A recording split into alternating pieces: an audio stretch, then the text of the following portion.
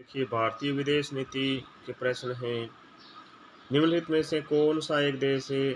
दक्षिण एशियाई क्षेत्रीय सहयोग संगठन सार्क का सबसे बाद में बनने वाला सदस्य कौन सा है? अफगानिस्तान है। श्रीलंका, मॉरिशस, नेपाल नहीं है, जबकि अफगानिस्तान है जो सार्क का सबसे बाद में सदस्य बना। भारत की विदेश नीति में पड़ोस से पहले की नीति किसने प्रारंभ की? पड़ोस पहले की नीति नरेंद्र मोदी ने प्रारंभ की थी। पड़ोस पहले की नीति नरेंद्र मोदी ने प्रारंभ की। प्रधानमंत्री नरेंद्र मोदी ने स्वतंत्रता के बाद पहले प्रधानमंत्री के रूप में किन दो देशों की यात्रा की? तो मंगोलिया, इजराइल। प्रधानमंत्री नरेंद्र मोदी ने स्वतंत्रता के बाद पहले प्रधानमंत्री के रूप में मंगोलिया और इजराइल दो देशों की यात्रा की है। ठीक है। 21वीं शताब्दी में भारत की विदेश नीति के नीतिगत उद्देश्य क्या हैं? तो देखिए, विकास संबंधी प्राथमिकता है, विकासशील देशों के साथ परस्पर लाभकारी भागीदारी है, प्रमुख शक्तियों के साथ सौहार्दपूर्ण और संतुलित संबंध है। इनमें से सभी नरेंद्र मोदी की विदेश नीति के तहत परियोजना मौसम के संबंध में निम्न में से कौन सा वक्तव्य सही है? तो वक्तव्य देखिए, नरेंद्र मोदी की विदेश नीति के तहत परियोजना मौसम के संबंध में से कौन सा वक्तव्य सही है? सही वक्तव्य बताना है। सही वक्तव्य यानी कि इसका उद्देश्य सांस्कृतिक मूल्यों और चिंताओं की बढ़ती हुई समझ के लिए हिंद महासागर दुनिया के देशों के बीच संचार पुनः जोड़ना और पुनः स्थापित करना है। भारत की विदेश नीति के गुजराल सिद्धांत का प्रतिपादन किसके प्रधानमंत्रित्व के दौरान हुआ? तो एच.डी. देवगौड़ा की। भारत की विदेश नीति के गुजराल सिद्धांत का प्रतिपादन एच.डी. देवगौड़ा प्रधानमंत्रित्व के दौरान हुआ है। ठीक है। तीस्ता नदी के जल बंटवारे पर भारत का किस पड़ोसी देश के साथ विवाद है? बांग्लादेश। तीस्ता नदी के जल बंटवारे पर भारत का बांग्लादेश पड़ोसी देश के साथ विवाद है। भारत की विदेश नीति में असली गुटनिरपेक्षता का सूत्रीकरण के प्रस्तुतकर्ता कौन थे? अटल बिहारी वाजपेयी थे। भारत की विदेश नीति में असली गुटनिरपेक्षता का सूत्रीकरण के प्रस्तुतकर्ता अटल बिहारी वाजपेयी थे। भारतीय विदेश नीति निर्माण में जवाहरलाल नेहरू का महत्वपूर्ण योगदान क्या था? तो असंलग्नता अथवा गुटनिरपेक्ष विदेश नीति का अवलंबन करना। असंलग्नता अथवा गुटनिरपेक्ष विदेश नीति का अवलंबन करना भारतीय विदेश नीति निर्माण में जवाहरलाल नेहरू का महत्वपूर्ण योगदान था। भारत ने पंचशील सिद्धांतों की घोषणा की। भारत चीन संधि 1954 को। भारत ने पंचशील सिद्धांतों की घोषणा की। भारत चीन संधि 1954 को। गुटनिरपेक्षता शब्द का सर्वप्रथम प्रयोग किसने 1961 ईस्वी में किया? किसने? नासिर ने मिस्र को।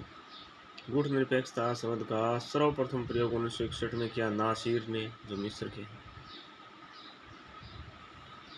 बेमेल है। देखिए, भारत चीन युद्ध 1962 सही है, खाद्य संकट 1964 सही है, सुनामी का कहर 2004 सही है, मुंबई पर आतंकी हमला 2009 में, ये गलत है।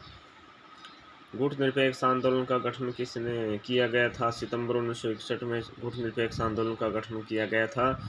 पंचशील सिद्धांत में क्या समाहित नहीं है? तो देखिए, अहस्तक्षेप अनाक्रमण है, सहअस्तित्व है, जबकि अहिंसा ये समाहित नहीं है।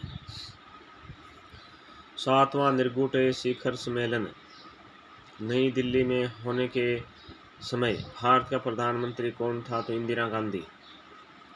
7वां निर्गुट शिखर सम्मेलन नई दिल्ली में होने के समय भारत का प्रधानमंत्री इंदिरा गांधी था। पंचशील के 5 सिद्धांतों को भारत ने क्यों बढ़ावा दिया? तो अंतर्राष्ट्रीय संबंधों में सौम्य व्यवहार हेतु। अंतर्राष्ट्रीय संबंधों में सौम्य व्यवहार हेतु। विश्व राजनीति में शीत युद्ध के समापन का मुख्य कारण क्या था? तो सोवियत संघ का विघटन। शीत युद्ध का समाप्ति का कारण है सोवियत संघ का विघटन। काठमांडू कौन से संगठन का मुख्यालय है? तो सार्क में। काठमांडू सार्क संगठन का मुख्यालय है। निम्न में से कौन निर्गुट आंदोलन के जन्मदाता या सूत्रधारों में सम्मिलित नहीं था? तो मार्शल टिटो था, सुकानो था, नासिर था, जबकि श्रीमती इंदिरा गांधी ये नहीं थी। भारत को संयुक्त राष्ट्र सुरक्षा परिषद में स्थायी सदस्यता प्रदान किए जाने के लिए हाल ही में किन देशों की ओर से सकारात्मक संकेत मिले हैं? तो फ्रांस और रूस। भारत की विदेश नीति में असली गुटनिरपेक्षता की नीति किस वर्ष से प्रारंभ हुई? 1977-78 से।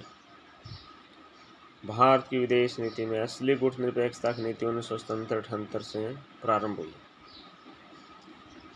भारत की विदेश नीति में विस्तारित पड़ोसी का संबंध किससे है? तो गुजराल सिद्धांत से।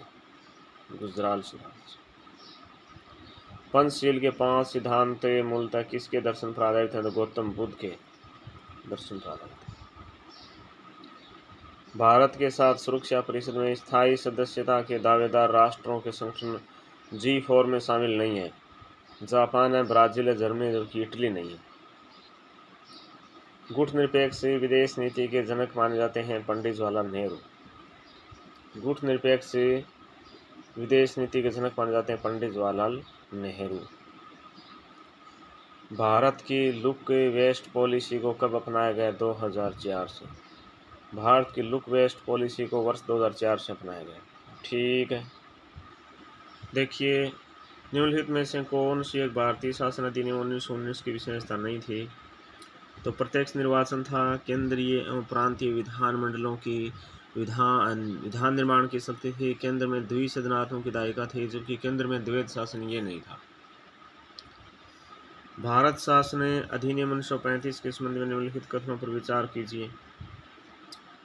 तो देखिए सही कथन बताना है तो अधिनियम ने ऐसे अखिल भारतीय संघ की स्थापना की व्यवस्था की जिसमें प्रांत एवं देशी रियासतें इकाइयों के रूप में सम्मिलित थे। सही है।